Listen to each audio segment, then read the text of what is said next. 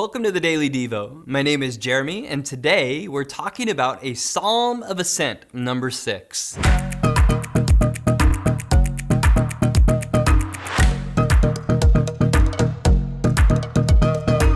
We've been covering the Psalm of Ascent, or also known as the Pilgrim Songs.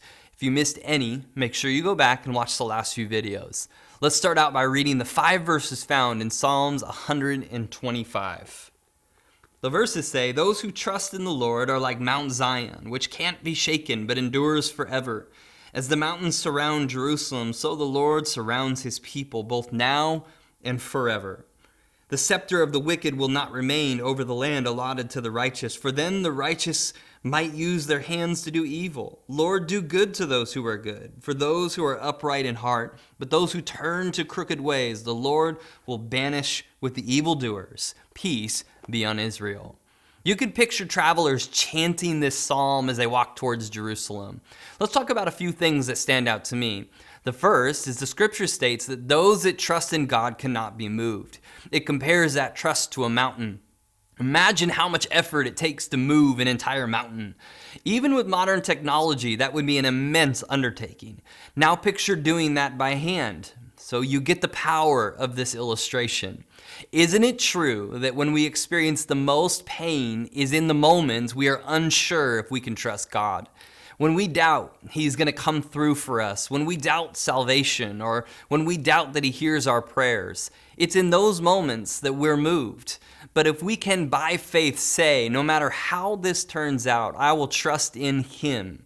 In fact, Job, who is known for being in extreme distress, said these words, "Though he slay me, yet shall I trust in him." What a powerful statement.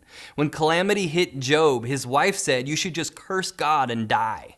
What about Abraham? In Hebrews 11, it says that Abraham laid Isaac on the altar, believing that even if he had to sacrifice his son, that God would raise him up from the dead. What unshakable trust. David is reminding his people of that truth. If you'll trust God, you won't be moved. The second thing I notice is that in verse 4, it says, "Lord, do good to those who are good and to those who are upright in heart. But those who turn to crooked ways, the Lord will banish with the evildoers." This seems like a give them what they deserve kind of prayer, but it's not. In the Old Covenant, the principle is God blesses their obedience and curses disobedience. The amazing greatness of the gospel of Jesus Christ is that God did good for those who aren't good. Romans 5 says, "While we were yet sinners, Christ died for us." It's a great reminder for us that the wages of sin is death. We all will stand before God one day and give an account. And I'm grateful that I have Jesus as a mediator. Thank you for joining us today on the Daily Devo.